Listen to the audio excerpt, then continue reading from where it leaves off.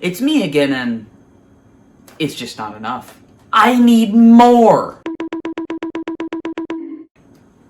I meant in the same package. Compilations.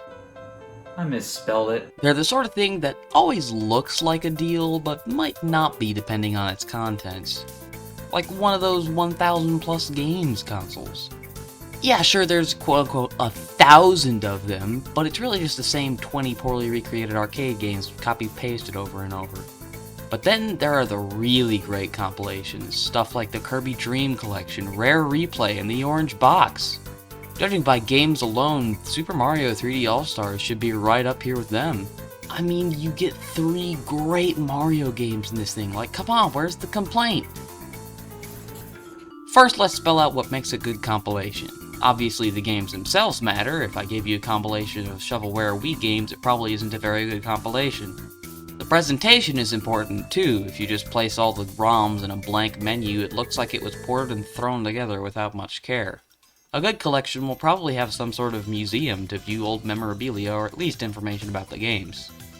Enhancing the games is always appreciated. Stuff like updating the resolution or improving the controls is cool and shows that they at least put some thought beyond let's port some games.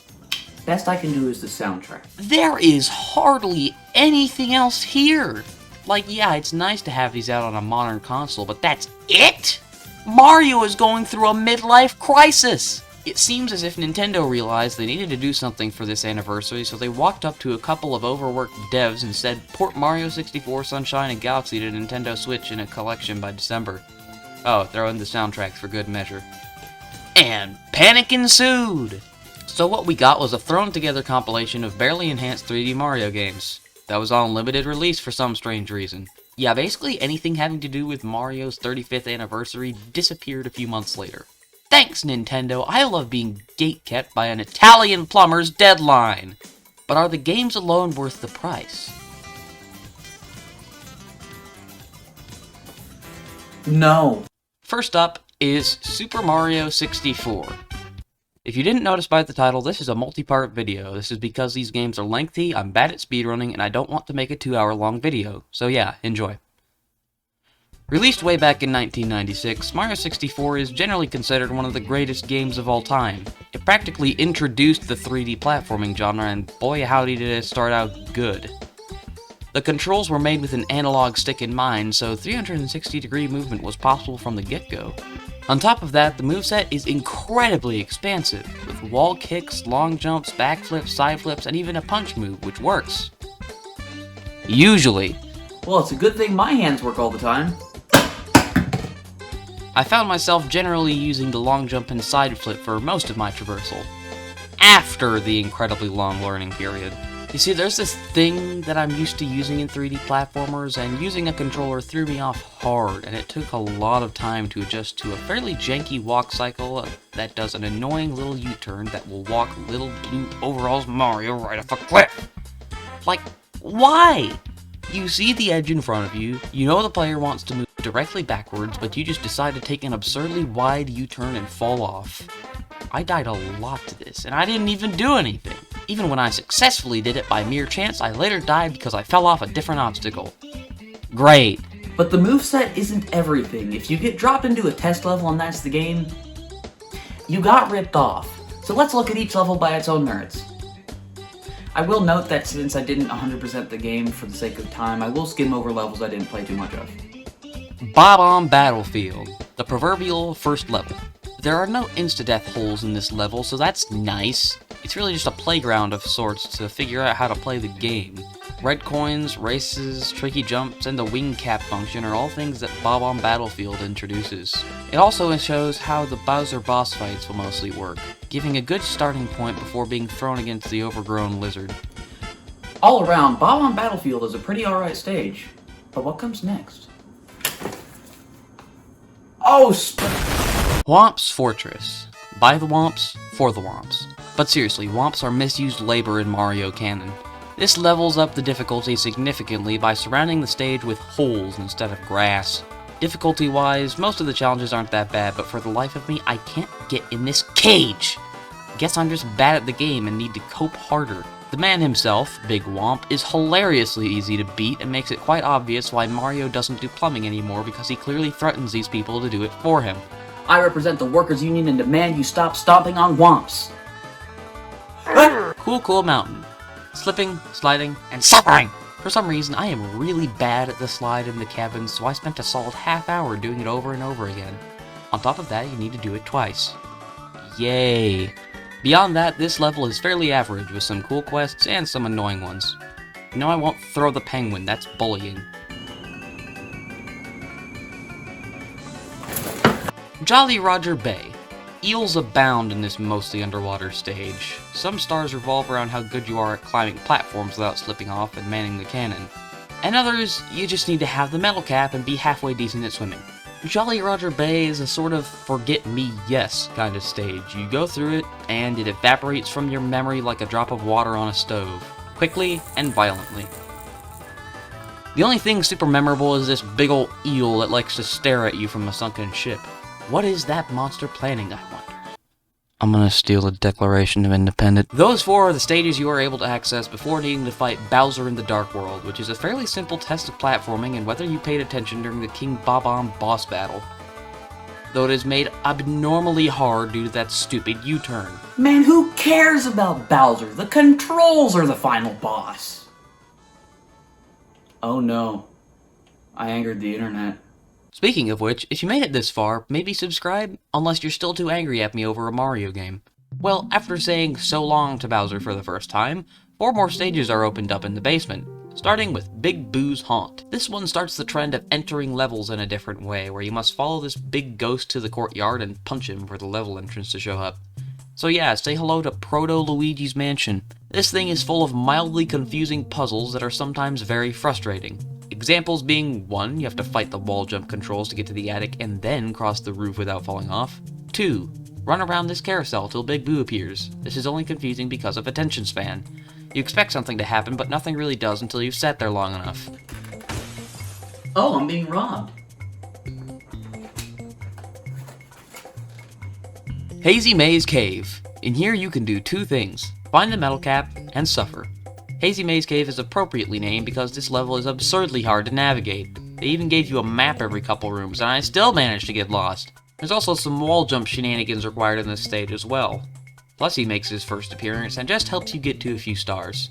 Also, is it just a Mario thing to abuse dinosaurs, or is it just coincidence? Oh yeah, I also represent the Animal Cruelty Prevention Society. Lethal Lava Land. These things have very appropriate names. In this level, there is lava, and it is in fact, say it with me now, lethal and legal, apparently. There are a lot of bullies in this level whose sole purpose is to knock you into the lava and be as annoying as possible. On top of that, there are a lot of fun platforming challenges in this area, in and out of the volcano. The elevator mission especially threw me for a loop, actually making me die quite a few times. But here, elevators are just...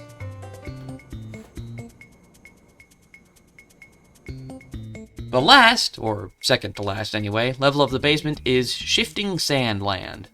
This is a very annoying area, with an absurd amount of insta-kill and slow you down obstacles. The outside of this level is one of the most frustrating parts of the game. The inside of the pyramid, however, is pretty interesting. A few puzzles and a healthy dose of platforming gives this part a pass. Still doesn't forgive the sinking sand right next to the weirdly controlling pillars. And after all that, you open the door to Bowser's second fight and get greeted by this. Because we needed another water level. This area is substantially more difficult and cramped than Roger Bay and utilizes both the Vanish and Metal Caps for its challenges. Speaking of these caps, I should probably explain where you get them.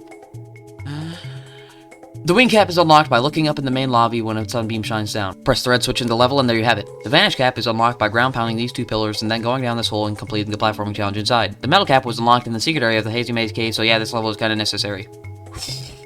And then you can fight Bowser. But you have to get through a pretty long platforming level first, so grab the nearest hat and focus up, because the rest of the game is no joke. Bowser in the Fire Sea is far harder than any previous challenge by a good bit, with lava and pitfalls abounding.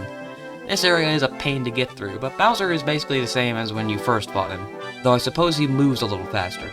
After this, you unlock the upstairs, which contains another 4 stages for you to collect stars in. Not to mention all the stars you can find mucking about the castle. It's like it was built out of the things. Beyond all the stars being in the castle, Bowser apparently has the ability to seal Toads and some of his minions into walls. Come on, Bowser, this isn't The Legend of Zelda: A Link Between Worlds, stick with the times! The first of these is Snowman's Land, the second snow level to be included. An odd choice, but a welcome one, I guess. This level is platforming heck, so be prepared to do the Mario and jump at the right time. The Koopa Shell single-handedly got me a game over from resetting since I bumped a sign. This area introduces being able to lose your hat. I've no clue what this affects, but it clearly isn't good because an incredible 2 obstacles do this to you and you have to get it back. Being blown off this platform causes your hat to go flying, so you better catch it before it makes off with your life savings. No, my Sonic gift cards! Wet Dry World. Because we needed another water level! This level gave me way too many Uncanny Valley vibes to play too much of, but for the duration I was constantly being bombarded by random garbage. Enemies that'll throw you off the edge because yes, check. Annoying water system, check. Real world photo as a skybox? What? Tall mountain. Guess what? It's tall. I only got a few stars from this one, so I doubt this is comprehensive, but here goes. Platforming, yes. Monkeys, no! This little thief steals your hat should you pick him up out of curiosity. Now this is a Mario character I can take to court.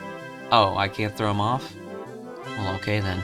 Most of this level is just platforming heaven, so I'll jump to your heart's content and don't worry about the endless void. It'll welcome you with open arms should you ever fall in. Unless you're Mario, in which case it spits you back into Peach's castle out of disgust. Cause death is too good for this Bowser-tossing, animal-abusing, want-misusing sardine! Tiny Huge Island. I did not play this one very much, but it has a focus on whether you are tiny or huge, so that is pretty cool. Personally, I prefer tiny since you can hide from the internet a little easier when they come to crucify you over Mario. Know what time it is? It's clock level time! Tick-tock clock. Come on, you knew it was coming. This level ranges from pretty interesting to I'm sorry, you expect me to do what? The clock hands outside the level decide what speed the clock will go once you're inside. While a cool idea, it makes some things inconceivably fast while other things agonizingly slow. Come on, Clarence, move faster! For the next level, I have very little to say, as upon entering I was greeted by this.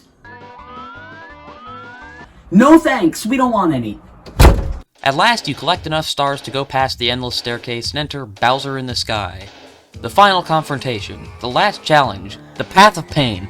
This is, besides Rainbow Ride, the hardest platforming challenge in the game, and for good reason since this is your journey coming to an end. The game needs to know you have what it takes to beat Bowser, so it subjects you to basically every small obstacle introduced in every other level. Finally, you reach the end pipe and face Bowser for the last time.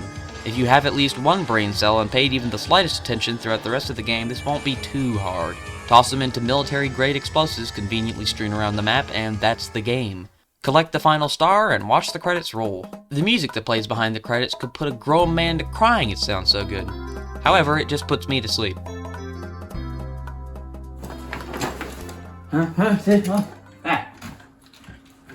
Wake up! You aren't done. Really? What's next? Super Mario Sunshine. No!